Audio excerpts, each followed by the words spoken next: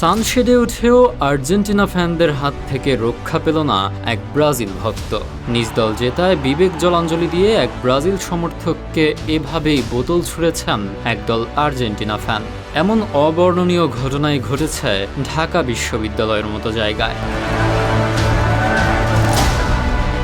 হাজার মাইল দূরের এক দেশের জন্য নিজ দেশের মানুষের সাথেই এমন দ্বন্দ্বে জড়ানোর ঘটনা খবরের শিরোনাম হচ্ছে প্রতিনিয়ত।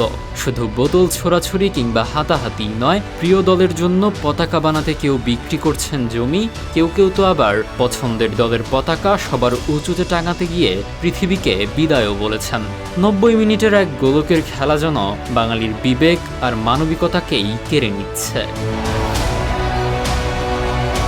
সম্প্রতি আর্জেন্টিনা আলজেরিয়া ম্যাচের পর ছড়িয়ে পড়া ঢাকা বিশ্ববিদ্যালয়ের ভিডিওটি এই উন্মাদনার ভয়াবহ রূপ সামনে এনেছে।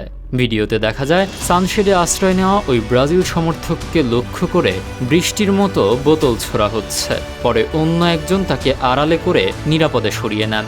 বিশ্বকাপের সঙ্গে সরাসরি সম্পৃক্ততা না থাকলেও ভিন্ন দেশের প্রতি এই অন্ধ আবেগ প্রায়শই উত্তেজনাকর পরিস্থিতির রূপ নেয়।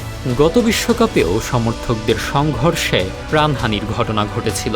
ঢাকা বিশ্ববিদ্যালয়ের এই ঘটনার পর ক্ষোভে ফুঁসছেন সাধারণ মানুষ। সিসিটিভি ফুটেজ দেখে জড়িতদের বিরুদ্ধে প্রক্টোরিয়াল ব্যবস্থার দাবি জানিয়েছেন ডাকসুর সাবেক ভিপি পদপ্রার্থী শামীম হোসেন।